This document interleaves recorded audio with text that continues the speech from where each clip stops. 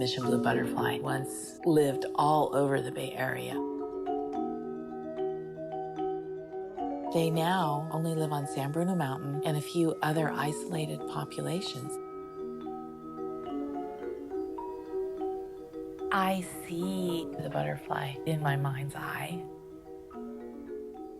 I get this stream of flashbacks of being on the mountain and seeing the different butterflies. But what I really see the butterfly as is a harbinger of like, what's our future gonna be?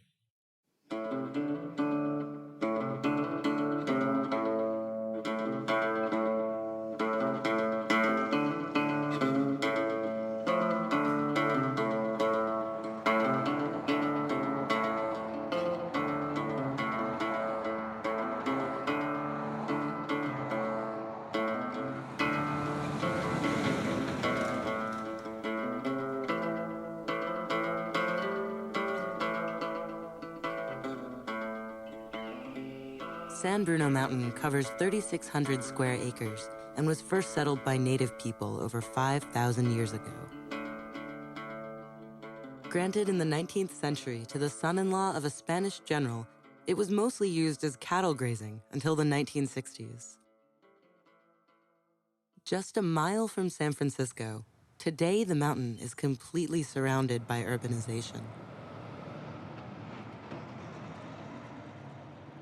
But parts of the mountain are still a pristine wilderness, home to 3 endangered butterflies and 13 rare and endangered plants.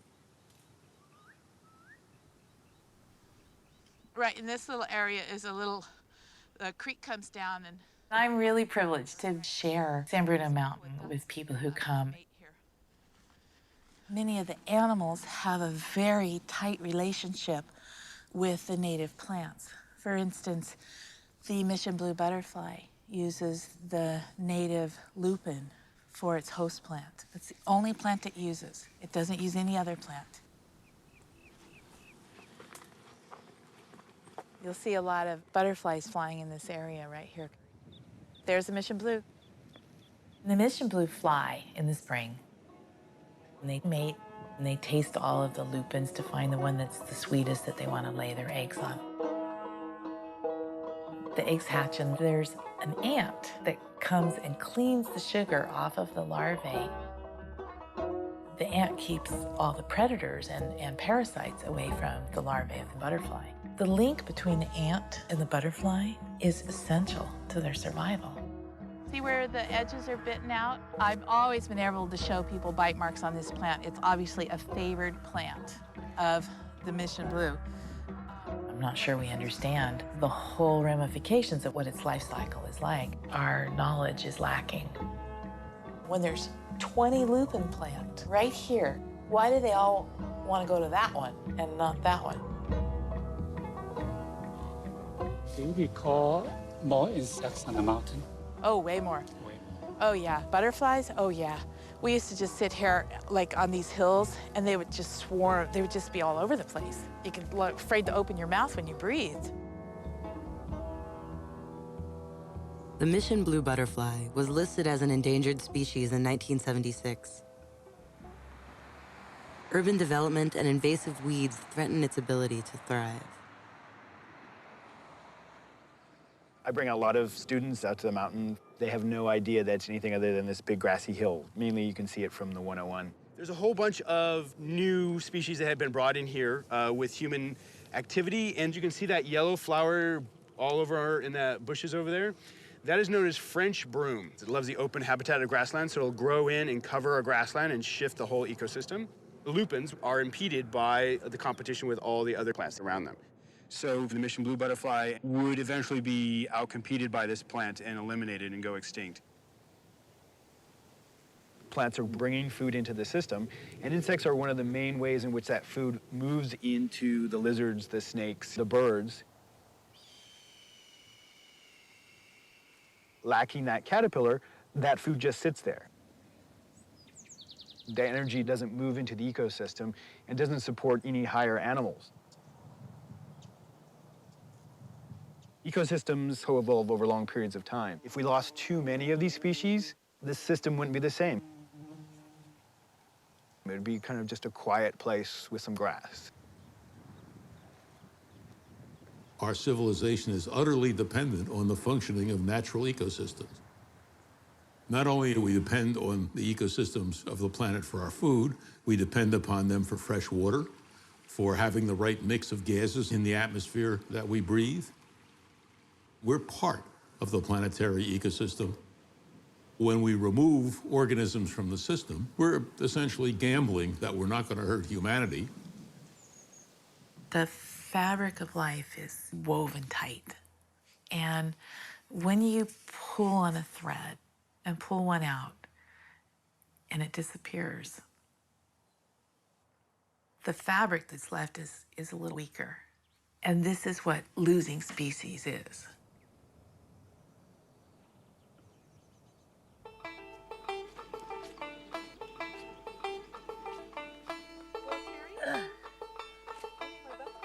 We have stewardship programs where people go up on the mountain and pull invasive species and give more opportunity for the native grasses to grow.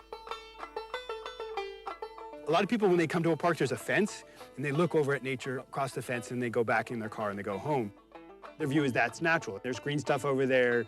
You have a fence around it. It's safe.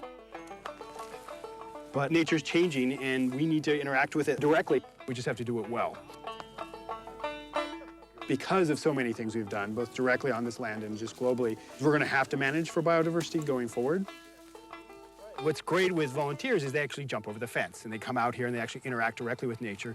And it's a way of breaking down this idea that nature is this fragile, little perfect thing, that if we just stay on our side of the fence, it'll just be fine.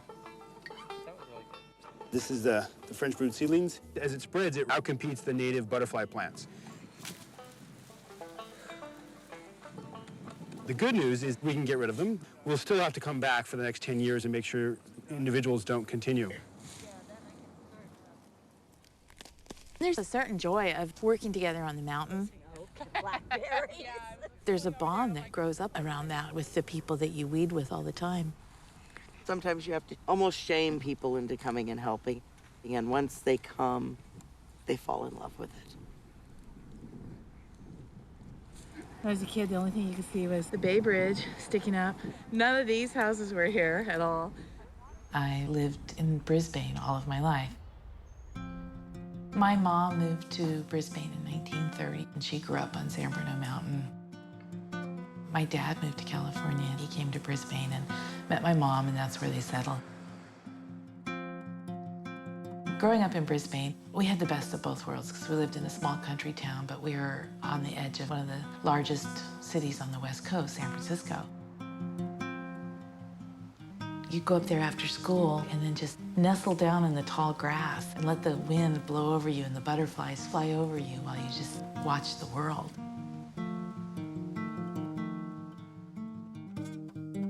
I don't think that there was ever a time in my life when I wasn't aware of environmental issues. My awareness of what was happening started to peak during my teenage years. I can remember the first Earth Day, April 22nd, 1970, and making the signs and carrying them and protesting what we were doing to the Earth. So when I graduated from high school and went to San Francisco State, my major was botany and ecology. And ecology was a brand new thing then. Each of us all across this great land has a stake in maintaining and improving environmental quality. Clean air and clean water, the protection of wildlife and natural beauty. In response to public outcry about the environment, Congress passed the Endangered Species Act in 1973 by an almost unanimous vote. President Nixon, a supporter of the bill, signed it into law. The purpose of the Endangered Species Act was to protect species which had been severely imperiled. What the Act specifically spells out is that it's the government's responsibility not just to hold the species at the brink and keep it from extinction, but to actually recover the species so that it could actually be removed from the list of endangered species and be saved. The time has come for man to make his peace with nature. The quality of our life on this good land is a cause to unite all Americans.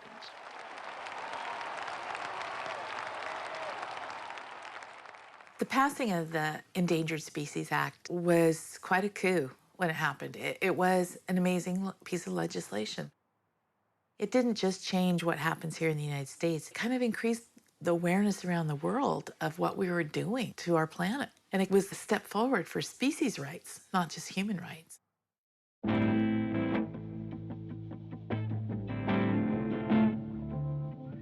In the 1950s, there was a population explosion in the United States, and a lot of land surrounding San Francisco was converted into housing. By the 60s, San Bruno Mountain had been passed down, traded, and sold, and was mostly owned by a partnership of landowners and investors named West Bay Associates. When I was a kid, my mom found out about plans to take off the top of San Bruno Mountain and fill the bay. And it really spurred the people of Brisbane to fight to stop the urban renewal of Brisbane. It would have been gone. And we would have been replaced by 25,000 household city on what was left of San Bruno Mountain and a new city and airport all along the bayfront. I can remember being a little kid and going around putting flyers on cars for people to vote. And my mom was really the driving force behind a lot of what happened. But women didn't run for office. It just didn't happen in those days. She's the one who convinced my dad that he should run for city council and that he could win, and he did win. And the other thing that saved the mountain was very controversial. San Francisco had been dumping their garbage in San Francisco Bay in Brisbane for a very long time. When I was growing up, Brisbane was pretty much a blue-collar, country western kind of little town. A lot of really independent spirits, a lot of people who really felt strongly about their independent spirit. There were conflicts. There were conflicts between the people who didn't think we should fill the bay at all, people who didn't think we should fill the bay with garbage, and people who were like, let's fill it with garbage and take the money and be able to fight back. I have a fear that if we can't fill it with garbage, that it will eventually be filled with clean dirt. That is fine. But clean dirt may come from the top of our San Bruno Mountain. And this I am opposed to. So it was either dirt or garbage. That's the way my dad saw it. And so people didn't come here really and develop a lot. Because after all, who wanted to live on San Bruno Mountain and look down on San Francisco's garbage? They didn't develop the mountain until they were done with the garbage dump and it started to look more covered over. And that's when really the fight against development got hot and heavy for Brisbane. By the 1970s, most of San Bruno Mountain had been bought by a company called Visitation Associates. Their plan for the mountain was to cover most of it with housing, commercial developments, and roads. David Schooley, a recent UC Berkeley graduate, learned of the plans and joined with locals to stop the development.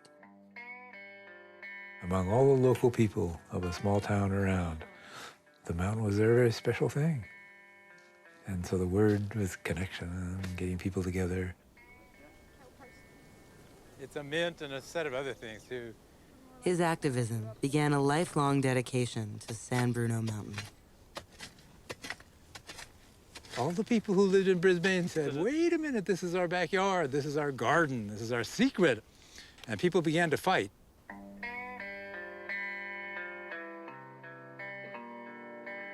In response to protests, the company created a park with some of their land, but the remaining land that was slated for building was prime butterfly habitat.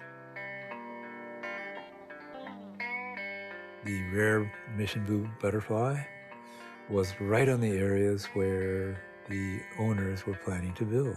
The question that came up is, private property, do you think we can stop them from building on top of that?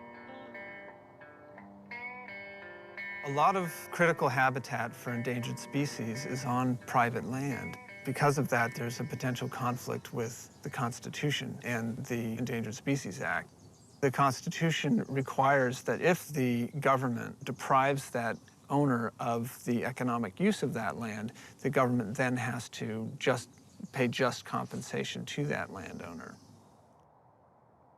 The problem was they couldn't build on the land that they had agreed that they were going to build on because it was Mission Blue habitat, and that was now protected under the Endangered Species Act. How were they going to get around this?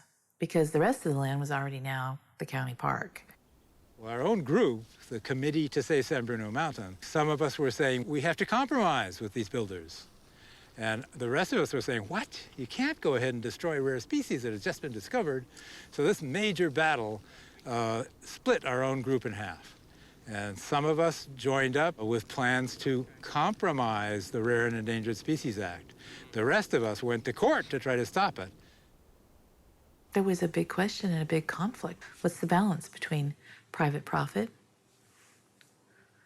and the public good? In 1982, the Reagan administration amended the Endangered Species Act. The amendment became a giant loophole within the Endangered Species Act that was specifically crafted for San Bruno Mountain, but which has since become a precedent for well over 1,000 other habitat conservation plans, as they came to be called, across the country. Mission blue butterflies were protected by the Endangered Species Act, but under the new amendment, landowners were allowed to kill the mission blues and destroy their habitat if they made a plan to create new habitat for the butterflies elsewhere on the mountain, or improve existing habitat by pulling weeds. It wasn't really known if the butterflies would actually use the new or restored habitat, but there was no requirement to prove that this plan would be successful before or even after building. In private property, you can destroy the rare species habitat, but you're going to attempt, that's all you have to do, attempt to recreate the habitat for that troubled species. Okay, that's all you have to do is try it. Scientists and environmentalists from all over the country wrote letters in protest of the plan. We went up to the state appellate, and the judges were not interested in scientific things, but legal things, and for the legal situation for the owners of the land. So we failed.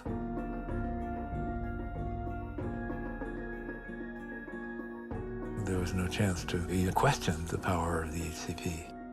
And that was it. The HCP was touted as being this great compromise and became the poster child or the model for other killings of endangered species across the land, across the country. San Bruno Mountain was the first habitat conservation plan in the country. Today, thousands of them exist in almost every state. The plans cover tens of millions of acres of wilderness, affecting rare and endangered species that live in forests, deserts, beaches, caves, and grasslands.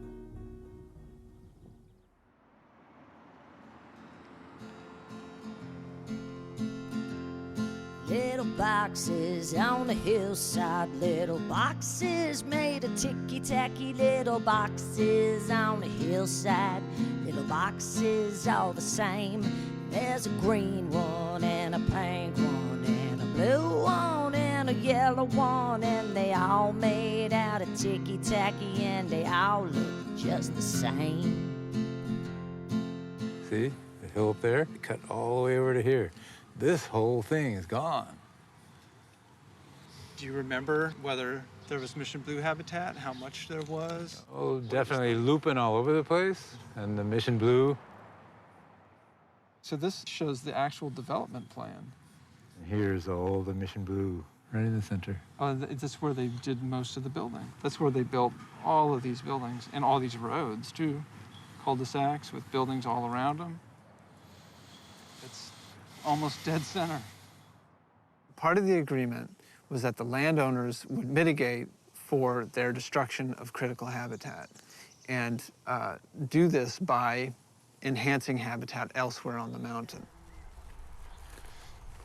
That might mean removal of invasive weeds, planting of host plants and nectar plants for the butterflies, and paying to perpetuate those projects. This designated enhancement area is supposed to start pretty much right here and go that direction. Nothing, I see Yeah, I'm nothing. seeing mostly invasives here. And out of this entire expanse here, I see only that little grassland. I see no Mission Blue lupin. The problem was that there's no standard that called for demonstrating the success of these mitigations before the developers were allowed to proceed with their destruction. Okay, so we're not in the enhancement area. The enhancement area to me looks like it's almost all scrub. That's impossible. That's not Mission Blue at all. And so there's very little utilization by Mission Blue. And yet the buildings are all there. If the San Bruno Mountain Habitat Conservation Plan fails to protect a species, I don't think there's any real consequence. As far as I know, there's no penalty. The profits will have been made, and the developers will have had their way, and the butterflies will be gone. When the Habitat Conservation Plan was first agreed upon, I had trust in the people who had engineered the compromise. When things started to really change for me was when the plan really started to take shape. And I saw that it wasn't what was envisioned. The conservation of areas that were disturbed with erosion happening, the protection and what was going on the rest of the mountain wasn't what I expected either. And I realized just how horrible of a mistake we had made. The Habitat Conservation Plan for San Bruno Mountain is managed by San Mateo County. When the Habitat Conservation Plan was set up, we had a goal to restore about 1,800 acres. With the amount of funding that we have right now, we can manage about 600 acres a year. You take the weeds out, you try and ensure the right grasses and native grasses are coming back in, but it's a constant battle.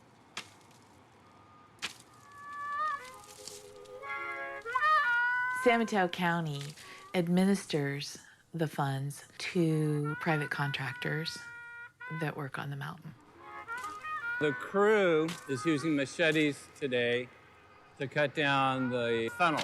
We're working on the most invasive non-native plants that are here on the mountain.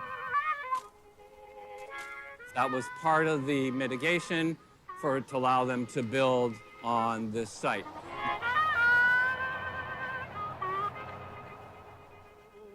Well, after they're done with development, turns out all these invasives showed up. The seedlings will last 20, 30 years. Picorus has moved in rapidly, which wasn't here in the past. Mustard was minimal. Raphanus was minimal.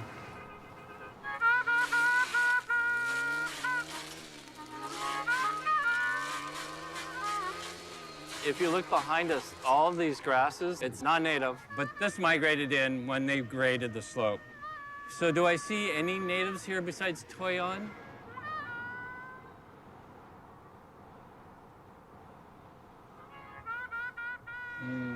Not yet. We have 600 acres that we try and maintain in habitat, and we have about 140,000 a year. That's all that could be managed with the available money. They're spending all their time just killing weeds. They haven't really spent any time restoring habitat. All they're doing is trying to stem the tide of invasive species. The process is flawed through no fault of the people on the ground that are doing the work. If we hadn't done anything, it would be worse than it is, because there would be more encroachment and the weeds would take over more. There'd be a lot less habitat, and the species would not have maintained the numbers it's at. I'm pretty confident in being able to say that. When you introduce housing into a native habitat, it changes it forever. There's no mitigations for that. San Bruno Mountain's grasslands are also home to the Calliope silver spot butterfly, which was placed on the endangered species list in 1997. The Calliope is also on this mountain. Its food plant is the viola. The Calliope will meet on the hilltop above where there are patches. The males usually take a ridgetop and fly back and forth and will compete. Then the females come up and sort of choose based on those displays. So they're specific about the topography of where they hang out and mate. The Calliope silver spot now is only found on San Bruno Mountain. This is its last place on Earth. On San Bruno Mountain, the Calliope silver spot's habitat is limited to a few small areas. One of the butterfly's healthiest populations is on Calliope Hill, a small plot of land on the mountain's northeast ridge. In 1997, Calliope Hill was slated to be bulldozed by Brookfield Homes, the owner of the land, who had already completed the first phase of their development.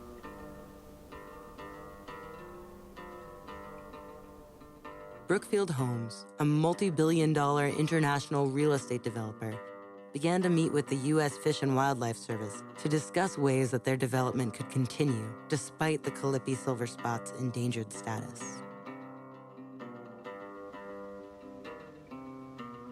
The Fish and Wildlife Service stated that the Calliope silver spot would not be jeopardized by being added to the Habitat Conservation Plan. No further study, just add it to the existing permit and let the development proceed on the northeast ridge. Brookfield Homes agreed to preserve a small portion of the most sensitive butterfly habitat on the ridge, but continued with plans to develop the surrounding habitat. This project was originally approved for over 1,200 units back in the 1980s. Brookfield Homes wanted to have some additional single-family home units, and so they got 28 additional single-family units. They're larger, and they will make more of a profit on them. The compromise with the developer was to create a $4 million endowment for the HCP to do weed control on the mountain. We have negotiated also to have a fee that will go into a community facilities fund. Brookfield would pay Brisbane $1.8 million to be used towards a civic project, like a library or a gym. They also promised to pay $4 million to the restoration efforts of the Habitat Conservation Plan.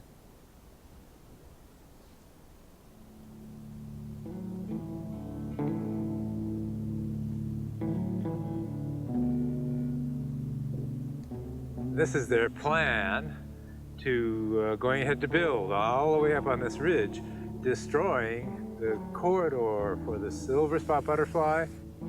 It's not scientific, it's not open for any careful study of the survival for rare species. It's just allowed to do so. This whole valley will be filled with landfill. It won't look anything like it does now. Even the contour of the hill won't look anything like it does now. All you'll be able to see from here is the very top of that scrubby little hill.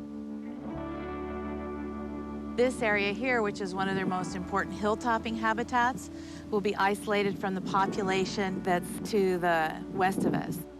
And they are just building something that could have been built somewhere else.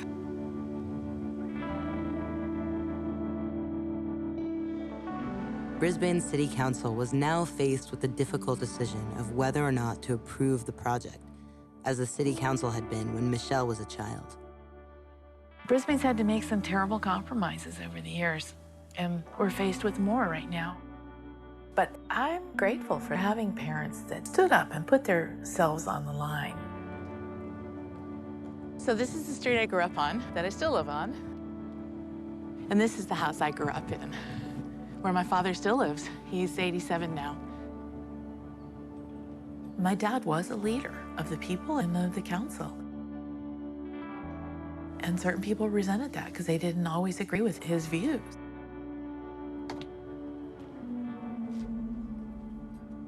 As I went through middle school, it became a very heated conflict. After school, a lot of the girls would want to go down to the football field and watch the guys practice. But I didn't feel like part of that because I didn't want to be exposed to being teased. And so I would get my grandmother's dog and go up on the mountain and hike. Driving around the Bay Area, I'm always so aware of where in San Bruno Mountain.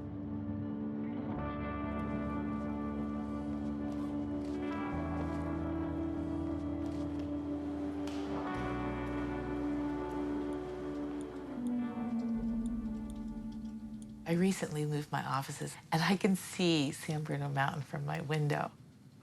I don't think I'm some special environmental warrior.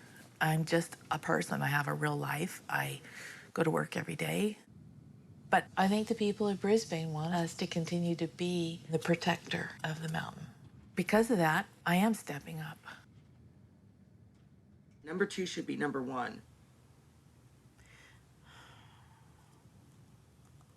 Dear Brisbane neighbor, our city council speaks for the people of Brisbane, for what we want, for our values, not for... I've always believed that the best way to get something done is through consensus.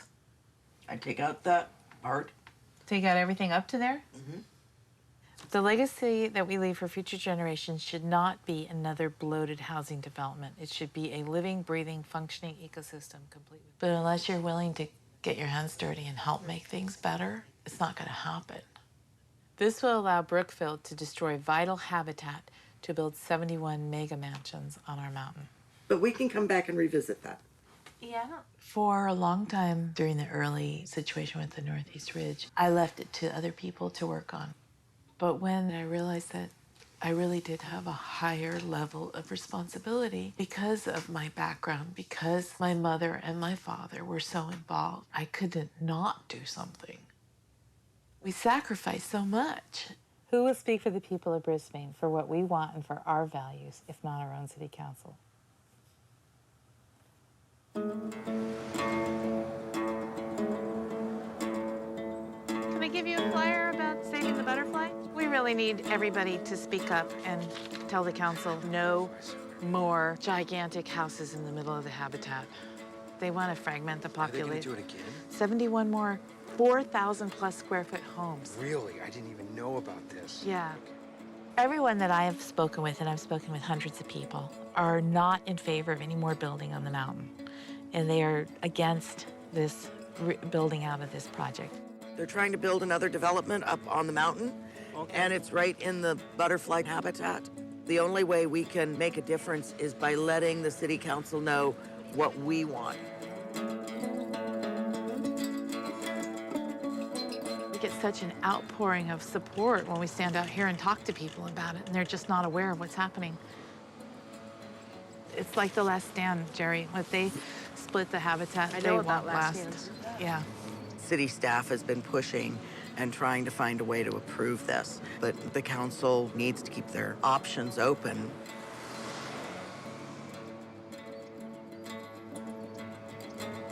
If enough people come, the emotion of the subject will make them change their mind and not approve this. You can send an email and every voice counts. Every voice counts. It really does, especially yours, because... Can I have one? Yes, please. We're like kids. So we'll make the attempt and hopefully we'll get enough public members to comment to them that they'll think about it and not just rubber stamp it.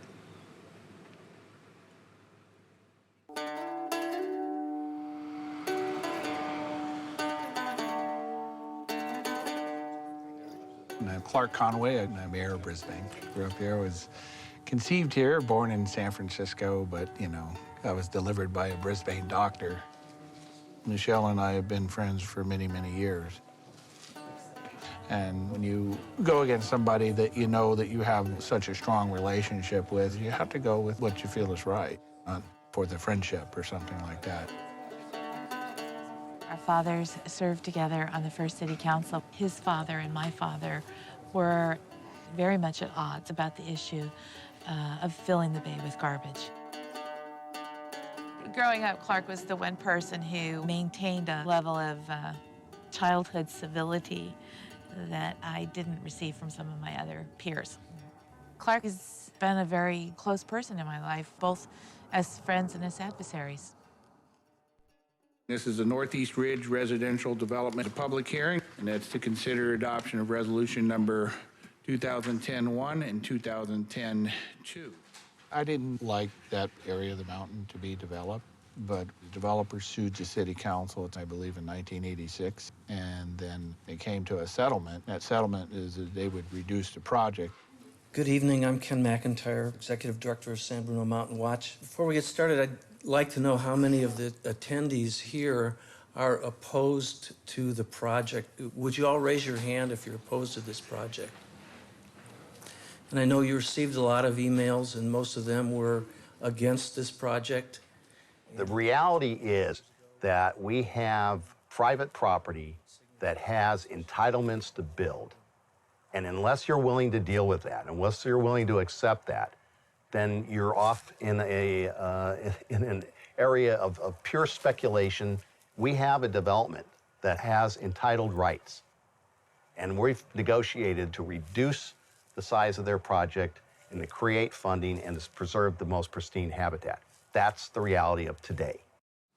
The 1982 and the 1989 plans were flawed. It is local government's responsibility to protect, in this order, lives, the environment, then property. Vote no and develop a better plan and better environmental review. Very often, private property rights overwhelm those that are the rights of the society. The government has to become involved in preserving biodiversity. It's much more important than the financial system. The financial system can be fixed anytime by anybody who understands it and is willing to redistribute some wealth. Get rid of biodiversity, there's no way in hell you can replace it. Mr. Mayor, members, I'm Bill Collins, representing the Sierra Club. Isn't it ironic that to save the butterfly, you're told by the agency that's charged with protecting it, we need to destroy 10 acres of their habitat, protect them. And if you carry that logic further, the Habitat Trust Fund will be flush with money and the butterfly won't have its habitat. I mean, that's basically how we're funding the protection of the butterfly, by destroying their habitat. It plays on your emotions, for sure.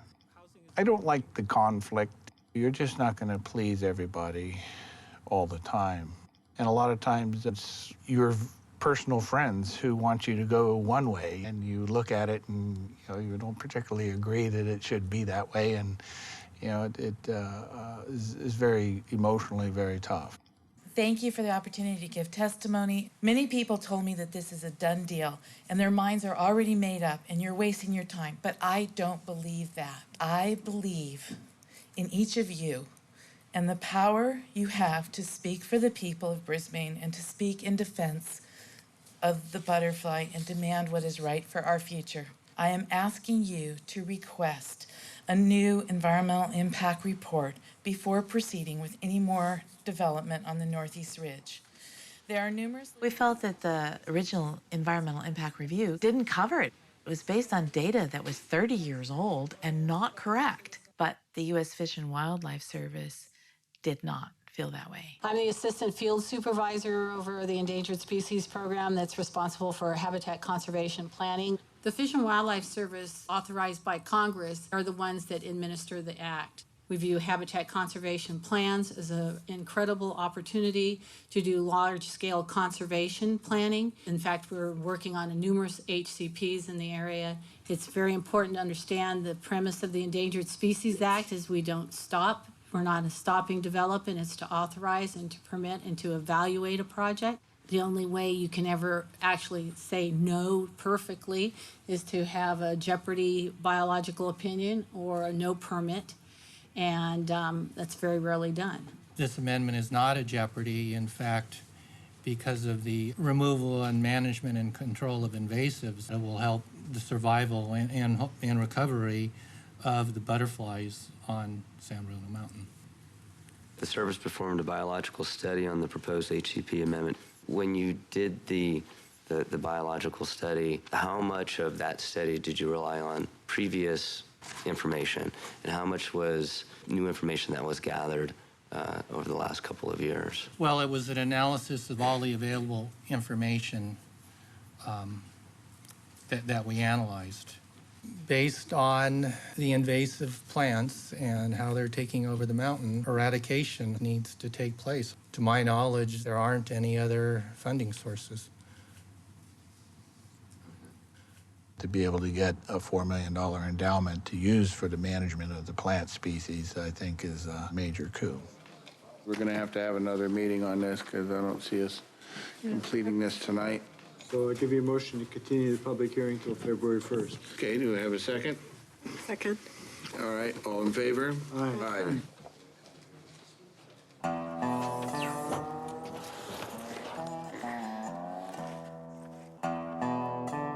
One of the challenges I have during this process with the amendment on the HCP was the amendment was based on old data that hasn't been updated in a long time. And this is a map from the 1984 HCP. We were looking at maps that were part of the original Habitat Conservation Plan, and they show the populations of Mission Blue and Calliope Silver Spot, where they were greatest and where they didn't appear to be present. We can see it if we need to come back here. We just go. And there's a big question about the quality of those maps. There's a lot of black dots on here, and the idea that in a few short years they were able to generate these dots to mean anything is quite amazing. It was really unclear what did they actually get from the field. That communicates years later what was actually going on that site. It couldn't have come from anything directly because it looked like spray paint on a map. Assuming that map represented something in reality, when we got to those locations, saw only a rare occasional lupin. For this being part of a core habitat, the lupins are occasional. Little by little, you can picture what's happened since 1984, and the European annual grasses have been slowly stopping of the lupin. What you can see is an area that everyone would assume from the maps should be high quality, viable habitat is not very high quality, and who knows if there's actual butterflies here. We may be all assuming that things are fine when they may not be. Here comes a kestrel.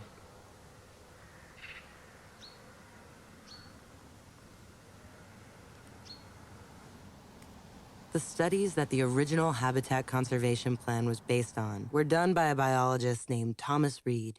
For the first 25 years of the plan, his company, Thomas Reed and Associates, was also paid to carry out the plan. Thomas Reed and Associates were also the ones monitoring the plan. There was nothing written in the law or the agreement that kept the same entity from being the plan writer and the plan implementer and the plan monitor. Thomas Reed and Associates monitored the Habitat Conservation Plan by counting the butterflies they spotted along certain trails called transects. Their transects were mostly located in the same areas that they were also managing weeds in. The fact that the butterfly is doing well in those transects, having seen what I've seen in walking some of these areas, the question is that true for the whole mountain? Or is the butterfly collapsing to these areas where they do management next to their transects?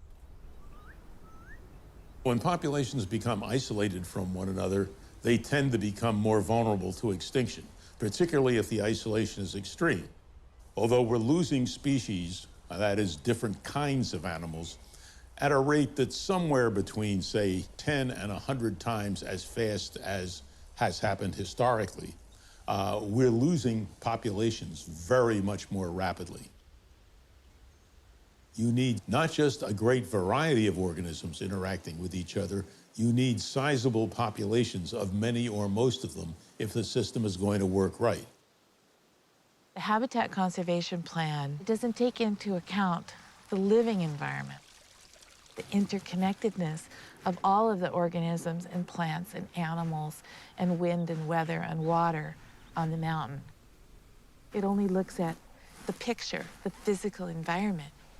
And if you protect the physical environment, it doesn't mean that you're saving the living environment.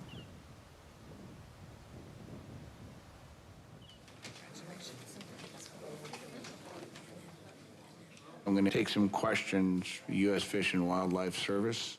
You know, when I was reading this thing, it appeared that the monitoring, that it wasn't scientific enough for identifying how many butterflies there were. The wandering transects that were done give information on the distribution of the butterflies, which is important in determining how they're doing on the mountain. The Fish and Wildlife Service do not have funding to do any of their own research or their own science. They rely on other people's research, and other people's research is often funded by the developer. And in this situation, they got their scientific information from a variety of sources, including Thomas Reed and Associates. So we were requesting a new environmental impact report, or EIR. A lot of people feel that a new EIR is required. Would the research that would be performed for a new EIR be superior to what U.S. Fish and Wildlife conducted in their biological opinion? It would be additional information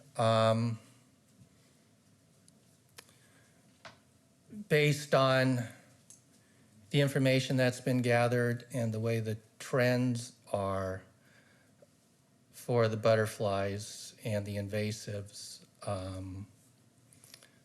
Okay, so you're not the right person to ask I don't really know how to address your question. Habitat conservation plans are kind of legal constructs. They may not always be completely rooted in good science. Throughout these proceedings, I kept hearing that the HCP is not working, doesn't do what it's supposed to do. Yeah, I would not agree with that. The goal was to move back toward the historic level of 1,800 acres of grassland. Right now, with the amount of money that we do have, we've been treating on average 500 to 600 acres. Even though the county may not have looked in depth all the time or maybe done the monitoring every year that they should have done, I don't think what was being accomplished on the ground failed. This HCP has, in my view, been successful in keeping habitat on the mountain. It should be publicly funded, just like we fund other important programs. We should be buying the land that we don't want the developers to develop and putting it into the public trust. That's what we should be doing. Steve, Cy, Clark, Seppi, and Cliff. Who are you going to listen to? Federal bureaucrats or an attorney from Menlo Park? Or are you going to listen to your neighbors, your constituents, people you see at the grocery store, the people of Brisbane who have spoken in one voice? This project, it's not an asset. So please, listen to your constituents. Do not approve this. Thank you.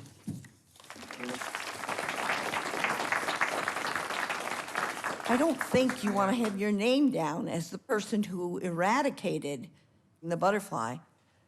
Don't ask Fish and Game, and don't ask Brookfield. Ask the people here, please, because you are with us. You are with us. You belong with us. When I was running for office, I knew that there would be some difficult items before me. It's like an open sore that the community has had to deal with for 30 years. But the property owner, they have rights. We've given them rights. I can remember that moment when I knew it wasn't going to go our way. The Brisbane City Council, some of them felt that they were making the right decision and that the $4 million would make everything better. And I think that that's what they wanted to believe.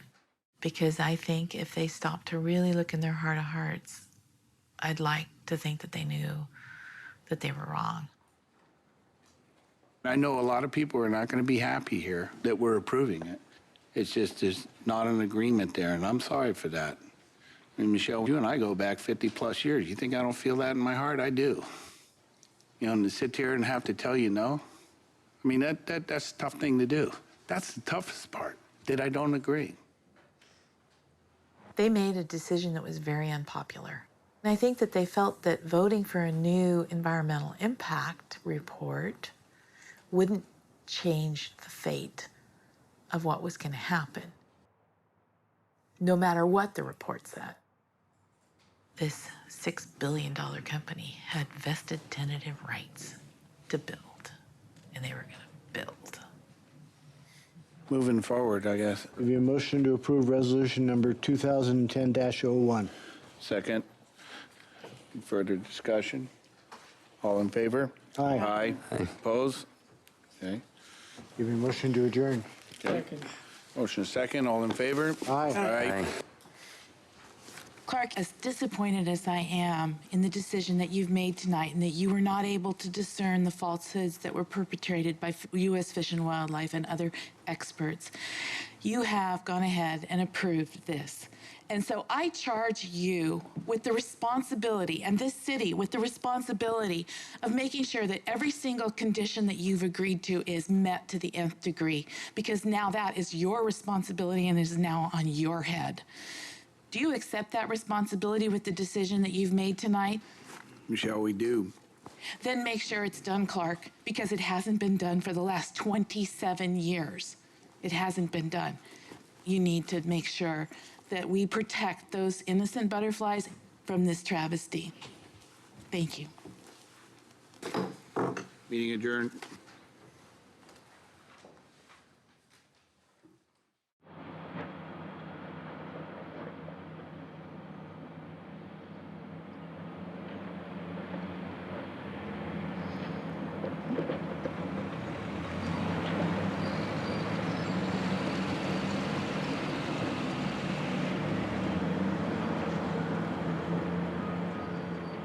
I always admired that grassy valley going up on its rocky ridges.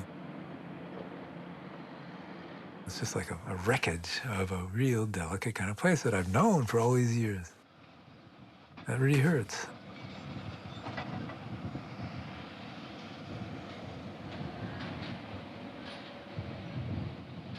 It shook my faith in the process. I always felt that if you told the truth and presented the facts, that what was right would win out.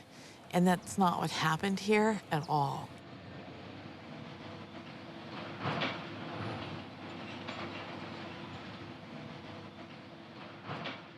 And Clippy Hill, that we tried so hard to save, is now an isolated habitat cut off from the rest of the mountain, and we're not able to protect it against the invasive weeds that have not only been brought in the air and everything else, but on the tires of these damn bulldozers. The land that wasn't built on will now be deeded over to the county as part of open space and preserved habitat, but that transfer won't happen until after these homes are completely built. And that delay of a year, 2 years could be critical on the butterfly's survival. Over periods of time, you kind of adjust yourself to be able to handle a failure. And you have another vision going on, which is the continuing effort to protect what can be done and make it rise.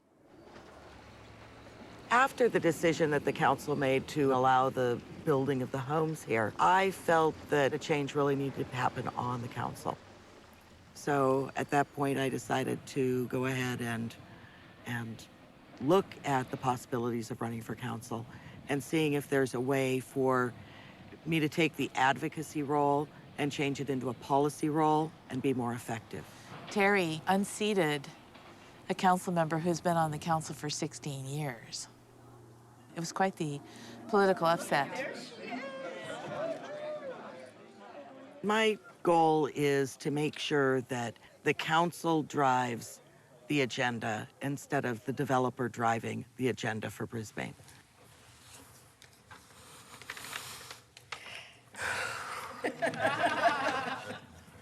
Raise your right hand. I I, Terry O'Connell, do solemnly affirm do solemnly affirm that I will support and defend that I will support and defend the Constitution of the United States the Constitution of the United States. and the Constitution of I'm excited. I'm really hoping that I'm going to be able to make a change. And I'm hoping that we can make a difference, if not for this development, and for the next development that comes, and for the rest of San Bruno Mountain. And that I will, well and faithfully, discharge the duties discharge the duties upon which I am about to enter. upon which duties I am about to enter. Thank you.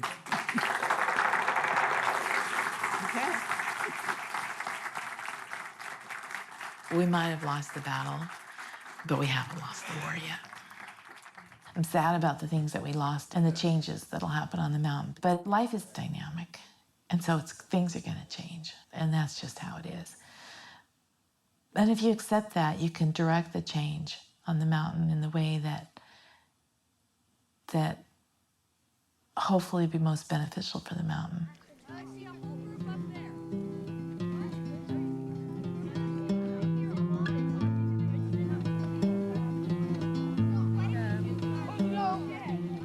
The wilderness is still there, and it's the healing and the quietness, that presence with something alive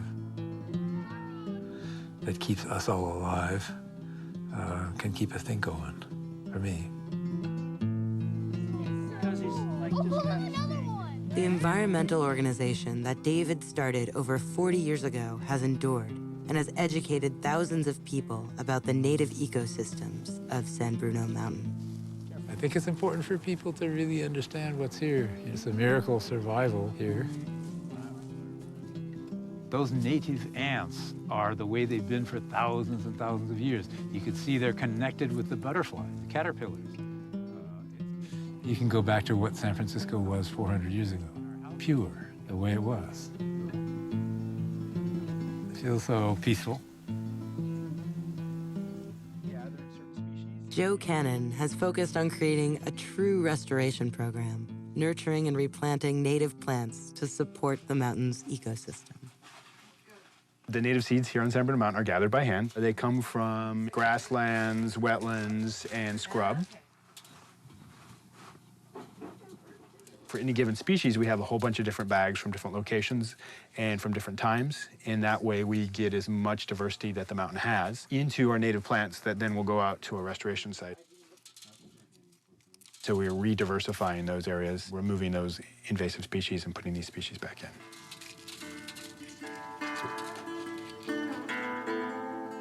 So what we're gonna do is these plants, you can see we have different species of grass. These are native bunch grasses. Find a little area and dig a hole.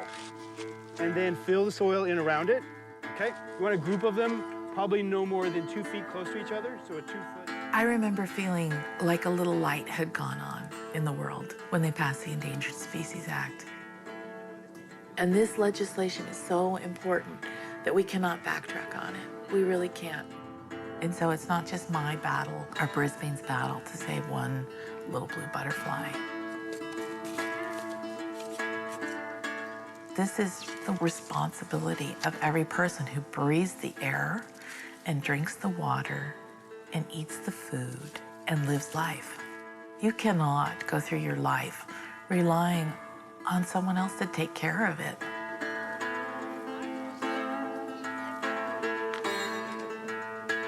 If you set aside areas, even areas which have been badly destroyed, they come back and they produce again. People can do the right thing, and when the time is ripe, sometimes they do. Our big hope is that we'll be able to ripen the time and change the way we treat both our environment and each other. It doesn't just always happen by itself anymore. We need to nurture that. As a species and as a society and as a culture, we need to nurture that.